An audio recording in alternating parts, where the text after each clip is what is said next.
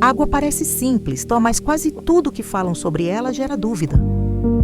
Cloro, mineral, fervida, microplásticos, saúde.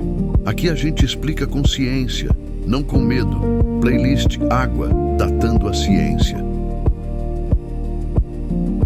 Qual é a melhor água para beber? Sabe, parece uma pergunta de criança, né?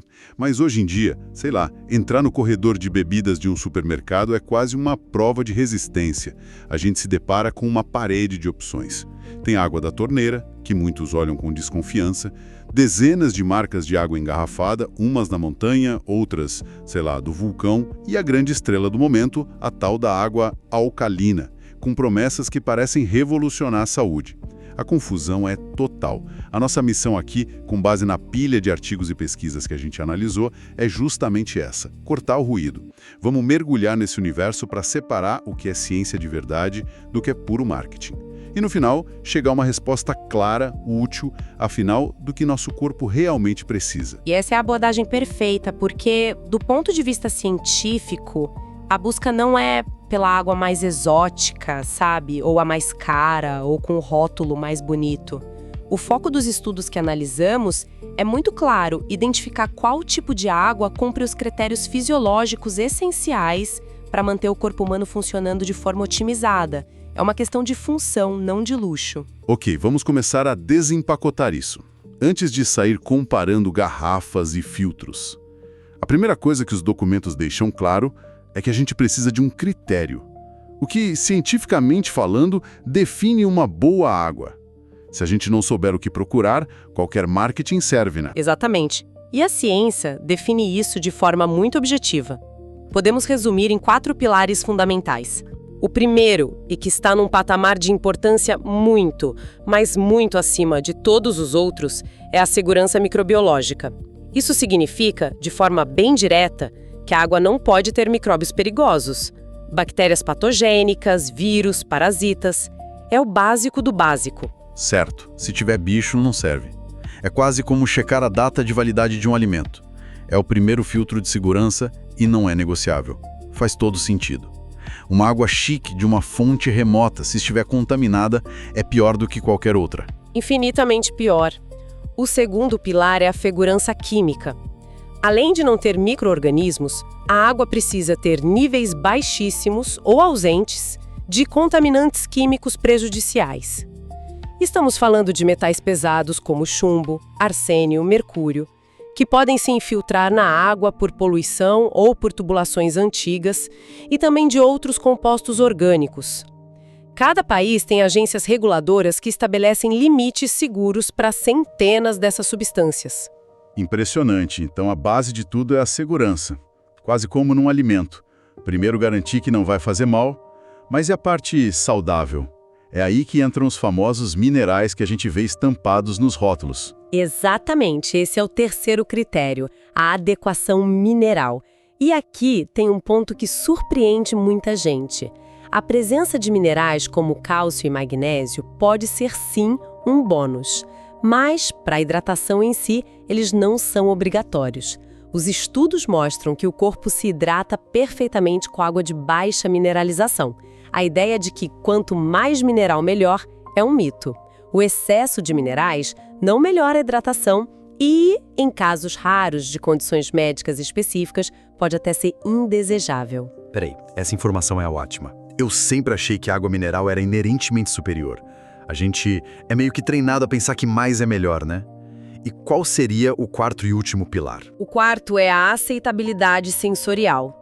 Parece algo menor, mas é crucial na prática. Refere-se ao sabor, odor e aparência da água.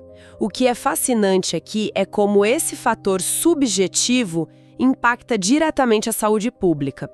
Se a água da torneira de uma cidade é segura, mas tem um gosto forte de cloro ou uma cor estranha, o que as pessoas fazem? Deixam de beber, ou compram água engarrafada, ou bebem refrigerante. Eu mesmo já passei por isso, de estar num lugar onde a água tinha um gosto forte e no final do dia eu percebi que não tinha bebido quase nada de água, mas tinha tomado outras coisas. Precisamente. A melhor água do mundo, do ponto de vista técnico, não serve para nada se as pessoas não a beberem em quantidade suficiente. Portanto, uma água de boa qualidade também precisa ser agradável ao paladar, para incentivar o consumo regular. Segurança, pureza química, minerais adequados e um bom sabor. Essa é a régua. Perfeito. Com essa régua em mãos, vamos para a grande polêmica, a opção mais comum e, ao mesmo tempo, a que mais gera debate: a água da torneira. Muita gente tem um pé atrás, principalmente por causa do cloro. Eu confesso que já me perguntei se beber esse químico todo dia, a vida inteira, não pode fazer mal a longo prazo. É uma preocupação muito comum e legítima, e os documentos que analisamos abordam isso de frente. O cloro não está ali por acaso, ele é o herói silencioso do saneamento básico.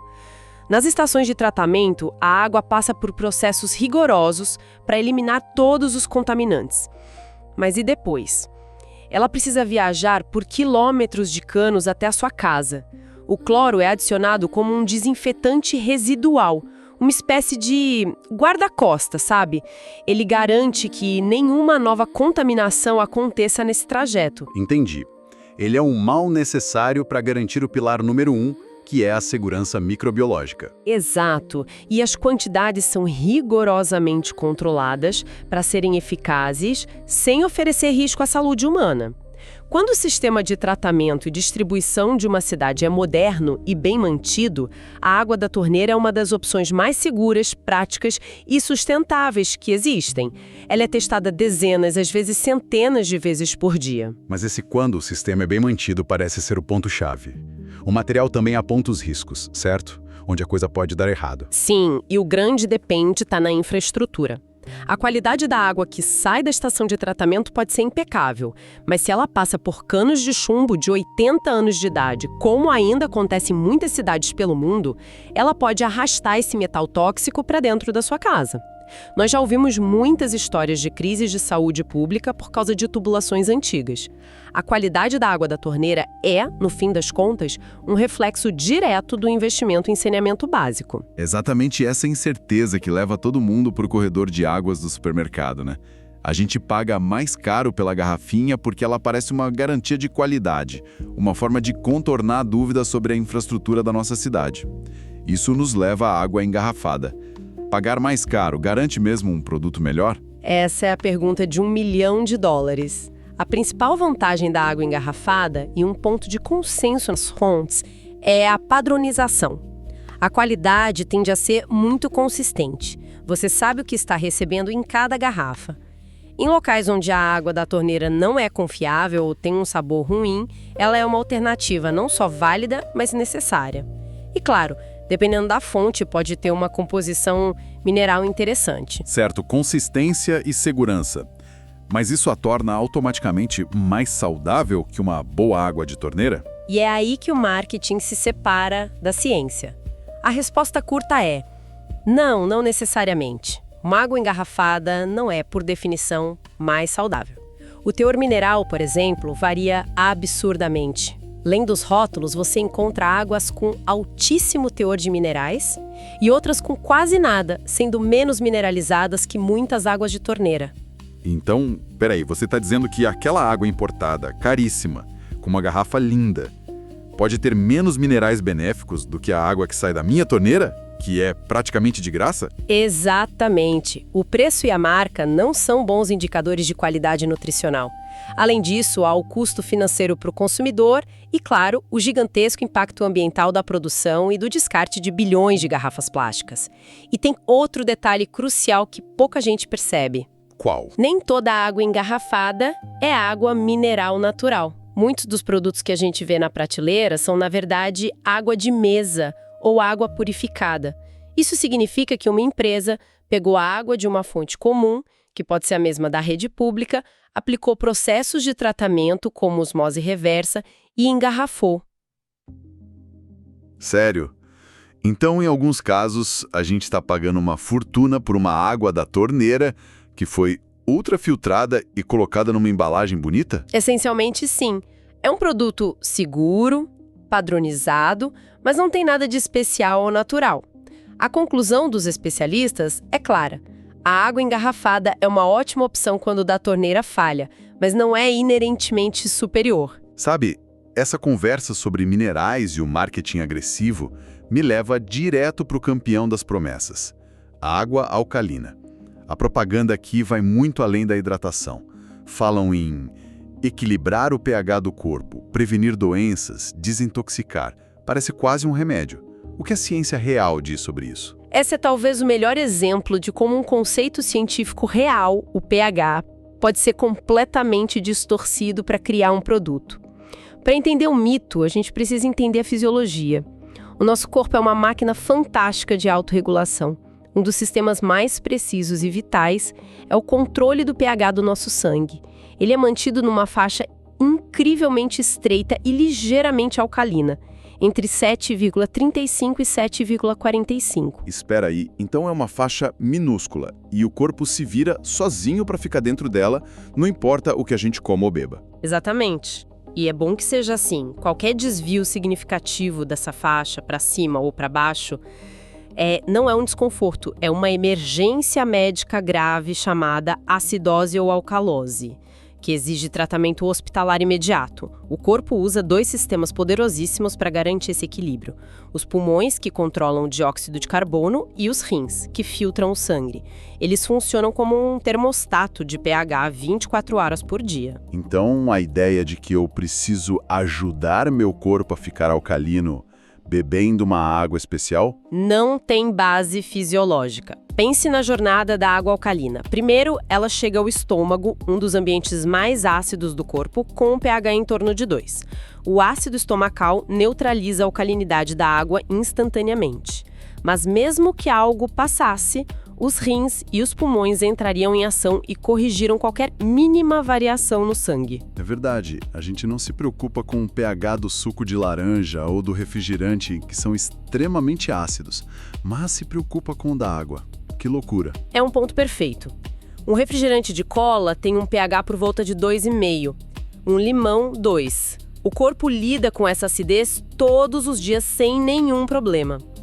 A capacidade de um copo de água, seja ela um pouco alcalina, um pouco ácida, de alterar o pH sistêmico do corpo é, para uma pessoa saudável, praticamente nula.